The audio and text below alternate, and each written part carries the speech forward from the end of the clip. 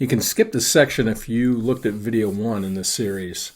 Otherwise, I'll go over what we're looking at. And this is the different types of behavior modes that we're interested in modeling.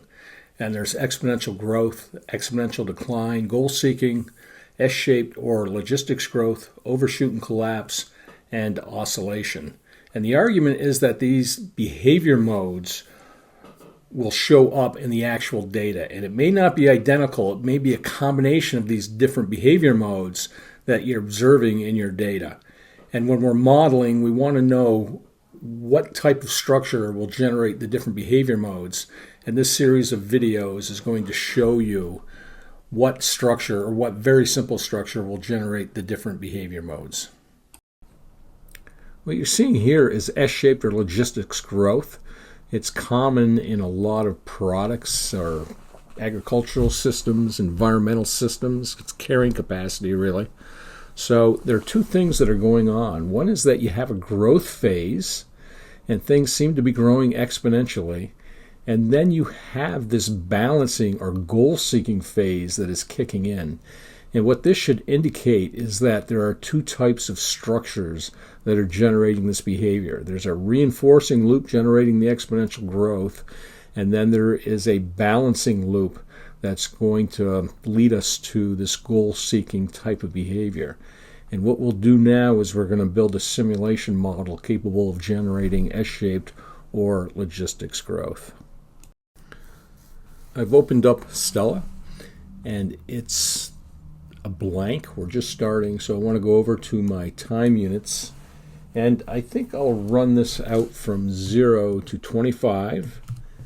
And in this case, where we're looking at S-shaped growth, I'm going to run this in years because I'm going to do it with an animal population. I'm going to come back and I'm going to click on my stock, and I'll make this a little bit bigger, and this is going to be, double clicking on this, it's going to be a deer population. So this is sort of going to be the number of deer. And I'll move this around so I get the space to work on. And hopefully this will be in the middle for you folks. So with deer, what I'm going to have is I'm going to have an inflow. I'm going to click on that inflow or rate variable. I'm going to click and hold down and make sure I'm on top of that stock again. And this is going to be births. And for now, I'm going to have an outflow from this. I'm going to click on this, and I'm going to click right on and hold down and drag to the right. And this is going to be my deaths.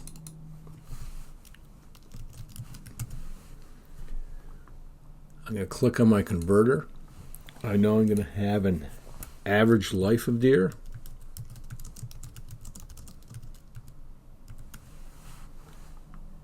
And I'll click on a connector and connect it to the deaths. I'm going to hold my Option key down and go to deer and connect the deer to there.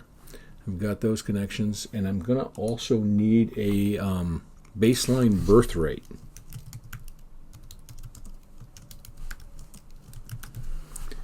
And I have that. I'm going to click and just square this up. I'm going to go up to my connector, and it's going to click and hold down. It's going to go to births, and then my deer births will also connect to this. And now let's just go and put some values in. I'm going to start out with 1,000 deer in the area that I have. And so the units are going to be deer. And then my average life of deer, I should probably look this up. I'm guessing it's between probably 7 and 15 years. It's quite a large range. So let me put it in at, let's go with 15 years. And I'm going to type in years. Again, this is probably something I should be looking up at this point. When I go to deaths, I'm going to double click open deaths. And I know it's going to be the deer divided by the average life, the number of years they live. So if I had 100 deer, and the assumption is they're evenly distributed in the stock. And so they'd be a variety of ages from 0 to 15, right? So 1/15 of them would be dying every year is what we're really saying here. The units are deer per year. And I'm going to go and double click on births. So this should be deer times the average baseline fraction birth rate there. And the last thing to enter for right now is going to be this birth rate. And I'm going to make this 0.5. I'm going to think one female is giving birth every year, and there's going to be equal distribution between females and males. It's just an assumption. And the units here, this is a fraction per year. I like writing dimensionless instead of fraction or 1. So I'm going to put dimensionless, backslash, and then year. And my units should all be correct. And I'm just going to throw a graph in here. So I should be able to, we're going for S-shaped growth, which this is not. But I want to be able to match this stuff up. So I'm going to go to the plus sign. I'll just throw deer in here for now. And I should be capable of simulating. I don't like these dates for the years to be in fractions. So I'm going to go to my wrench, and if I go up here to the X labels, there, if I make it 6, I'm fine. Let me go with 5 there, and I'm going to label this. And let's call this it's the deer population for now. And I'm set. And I'm going to go down and click on the show grids. I think I want to show my grid, so I'll go with 6, and it will be 5 there. Click, and I'm going to click on the run button, and you can see that it's growing exponentially to 30 million, which is a little crazy, and this is because my growth rate is so much greater than my death rate, and there's nothing controlling things in here. So just an example. So I'm going to double click on the white space. Let me move this out of the way for now. And now I'm going to add a few more variables. So I need a carrying capacity. So I got to go down and click on this, and this is, I'm just going to label it carrying capacity. And for now, I'm going to make the units in here will be deer. And you can imagine, you could actually calculate this by figuring out, how much forage there is and how much area there is and what the deer density is and what the ideal deer density would be. And you'd be able to calculate what your carrying capacity is. So this is a simplification. I'm going to allow it to go up to 10,000, starting at 1,000 if you remember. And over 25 years, I'm going to let it go up to 10,000. I'm going to go up and click on my converter and come down into here. And I am going to have a ratio of deer to carrying capacity.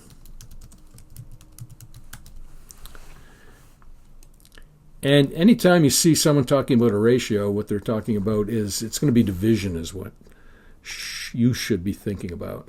And so I've clicked on the connector. I'm going to go from deer, come down and connect it to the ratio. And I'm going to go from the carrying capacity and connect it to the ratio. I'll double click on this, and this is going to be deer divided by my carrying capacity. This should be deer divided by deer, so the units are dimensionless. They cancel out. Got that. I'm going to add one more variable in here, so I'm going to click on my converter. And this is going to be the effect of the carrying capacity ratio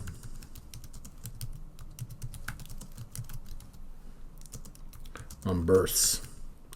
And these are variable names that I'm selecting. It doesn't mean that they're right or wrong. You should pick the variable names that you are comfortable with. And you're going to be telling the story, so it's got to be something that flows for you or that is logically in your head correct. And I'm going to connect my ratio to this effect. I'll go in and do the effect right now, and I'm going to keep this simple. This is going to be 1 minus the ratio. So think of what this means. As this ratio is going to start approaching 1. As these deer start at 1,000 and they're growing, and the capacity is 10,000, so I'm dividing 1,000 by 10,000, so it's 1/10 originally, so it's 0.1. So it's 1 minus 0.1, which means this effect is going to be 0.9. As that ratio grows towards 1, this effect is going to become smaller and smaller and smaller. So I'm going to reduce the number of births. I'm going to reduce the number of births that are occurring. So I'm going to click on my connector. I'm going to connect the births. You can see the triangle appears because I have to figure out the equation for in here. And these are all just multiplied. So it's going to be times the effect. And let's see. I had one invalid equation. Oh, I've got one unit to define. Let's see where I've made this mistake. And it's a little off. You're unable to see this, but when I click on this, let me see if I can do this again. There, you have an idea. The effect of the carrying capacity, I don't have any units in there. So let me put this back to the full size. And so I've made a mistake, and I don't have any units. This is 1 minus the ratio. The 1 is dimensionless, minus the ratio, which is dimensionless. So the units here are dimensionless. And now I'm getting that it's okay. It's not showing up here. And now I have S-shaped growth. Remember, I went to 30 million before. I'm going to hit the U-turn button to clear that. And now I am going to simulate this. And there you can see that I have S-shaped growth. And you can see the polarity of the feedback loops from this diagram when it's in this synthesis mode is what's occurring. And I'm just going to pull this out. And if I click on this, it highlights the feedback loop. So this is B1. I'm going to click on this loop indicator and just plop this in. So I've got the B1 feedback loop. I'll click on my R1 and click on that and throw this in there. And then I am going to go to the last one, which is this B2 feedback loop, which is around deaths, and click on this. And I should be set. And so this is the only negative link I have in the feedback loops. This, of course, is also a negative link.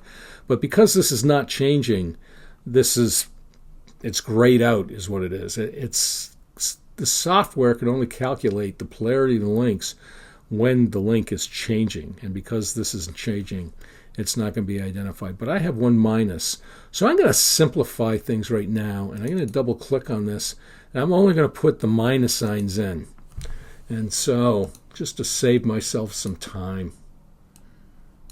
And because the software is identifying this stuff for us. And I know deaths going back into the deer population is negative. Again, because it's this flow rate, I'm going to go to this paintbrush or style settings. And I'll go up and make it negative. And here I can't make this larger. I'd end up making this variable larger in terms of font size. So I'll leave it at that. So I got the 2 minuses in here. And I'm just going to run this one more time. And you can see that it's approaching carrying capacity. I want to add one more variable to this. Let me hide this for now by clicking that triangle. I'm going to make this graph just a little bit bigger. Click on the white space. Make it bigger. Just so that's out of the way. And what I'm going to do is I'm going to add. So I've clicked on this. It goes back to where I was before. I'm going to click on this graph. I've got deer. I'm going to click on the plus sign. What I'm interested in is having my carrying capacity in this graph too. And I'm going to click OK. And this is going up to 10,000. I am going to go right in here where it says min. I'm going to put it at 0. I don't like this appearing at the top so close. So let me make it go to 15,000 for now. So I'm scaling my graph is what I'm doing. I'm going to click on the white space, and you can see how this is scaled now. And a couple of things are happening. One is that this reinforcing loop is growing at first, and then it's shifting over. And I know it's shifting over to this B1 loop. And that this is then dominating. And I'm having this steady state error, this gap between the two. And the issue there is that it's taking time for the system to realize these deaths are occurring. Every stock represents a delay. And by the time this flows out, then I'm figuring out that I can change this feedback loop, so it's taking a minute or two. Or not a minute or two. It's just taking time. It's just a delay in the system. So that some of the deer are dying, and then they're going to be reborn. Not reborn, but be born again. And they're going to generate this this delay in the system is what's causing this steady state error. So I want to do just one more thing. I'd like to have a net birth rate is what it is. So what I can do is I can disconnect this deaths and make this a net birth rate. So I'm going to rename this, and I'm just going to call this net births. So it could be births and deaths are captured in this. And the other thing I have to do is if I double click on this, I'm going to go up to the right. It needs to be a biflow now, flowing in both directions. The other thing I'm going to do is just to be careful. I'm going to click on my deaths, and you can see there is a white box here. And I'm just going to drag that off. So I've disconnected the deer, so there's no more outflow. This minus sign actually doesn't exist from the deer population. And so I only have this net flow. And if I simulate this at this time, what you see is I've eliminated that steady state error, and I can achieve that carrying capacity. I think in real systems, I'm just going to drag this back, double click, and drag this back and reconnect it and run it again, and I should end up with that steady state error one more time, even though this is a net flow.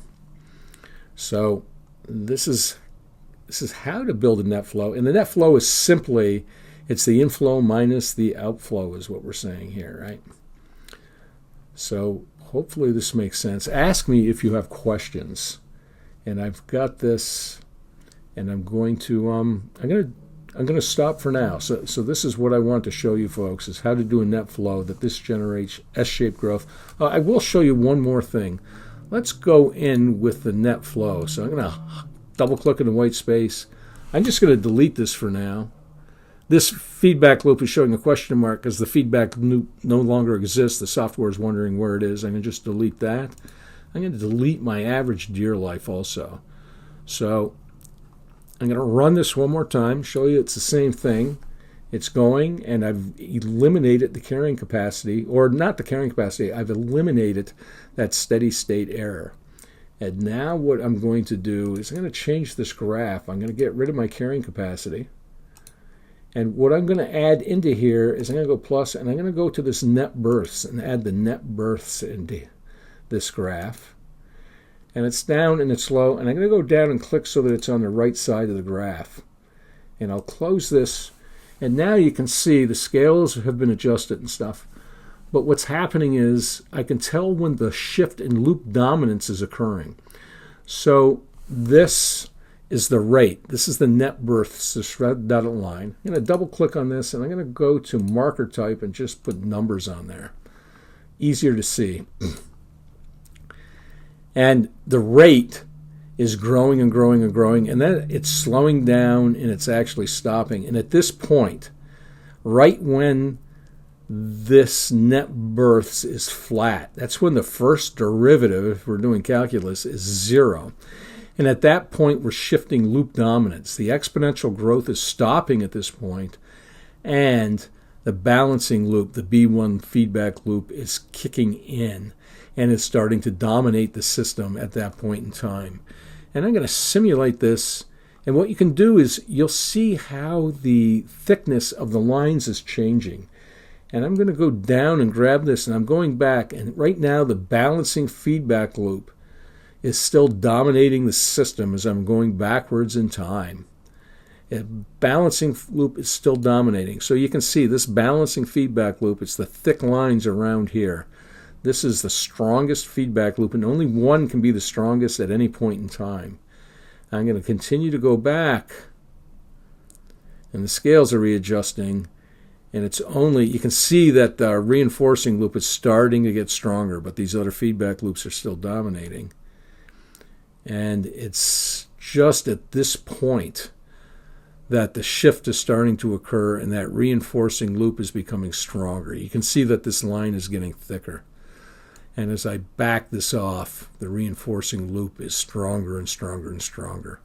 So the takeaway from this is that you should understand the difference between a balancing and reinforcing loop. The idea that loops shift dominance, that only one feedback loop, no matter how many feedback loops I had in the system, only one can be really dominant or the strongest at any one point in time. And that the net flow is similar to that flow where I had bursts and deaths. The net flow is simply the inflow minus the outflow. And that if I want to achieve a carrying capacity, the net flow is the way to do it. I'll always have a steady state error when I have the deaths in the system. And I believe with most environmental systems that the deaths actually exist, and that the carrying capacity will always be slightly less than the true carrying capacity. And this is probably a good thing, in that if there was uncertainty or bouncing around because of drought or an extremely productive year where animals could eat more and maybe they produce more, that there's room around that carrying capacity, because when they shoot past it's when you get into real trouble. And that'll be the next video that I make. Thanks, and I'll see you.